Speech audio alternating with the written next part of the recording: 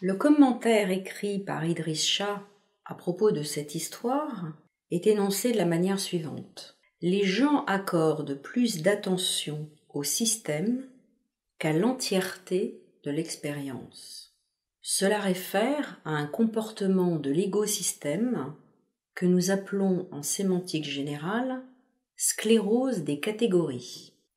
Ce comportement consiste à se fier à des croyances, à des certitudes qui n'ont pas été vérifiées, mais qui sont issues d'expériences passées, qui ont ensuite été érigées en système, c'est-à-dire en processus devant se reproduire de façon quasi inéluctable et systématique dans le sens où il n'y a plus d'autres possibilités.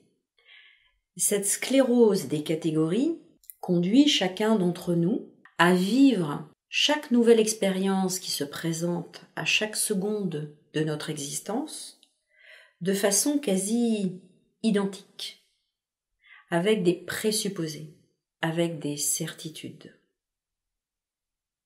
Il s'agit d'un comportement qui est quasi à l'opposé de ce que les pratiquants de méditation appellent vivre l'instant présent. Vivre l'instant présent, c'est aborder chaque nouvelle expérience sans préjugés, sans bavardage mental, sans mots. Je vis d'abord ce qui se passe au niveau silencieux. Et ensuite, si l'on a besoin, je peux la décrire avec des mots. Je peux parler à propos de cette expérience. Ce processus s'illustre dans l'histoire de l'oiseau indien par le fait que l'homme est pétri de certitudes et de préjugés. Il n'envisage à aucun moment qu'il puisse être le messager entre les deux oiseaux, celui qu'il retient en cage chez lui et celui qui vit en liberté en Inde.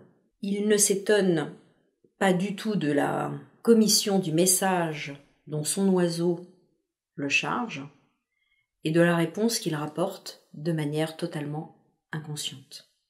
Eh bien nous aussi, lorsque nous abordons de nouvelles expériences, de nouveaux moments, si nous le faisons pétri de nos certitudes, il est fort probable que nous passions à côté de l'essentiel.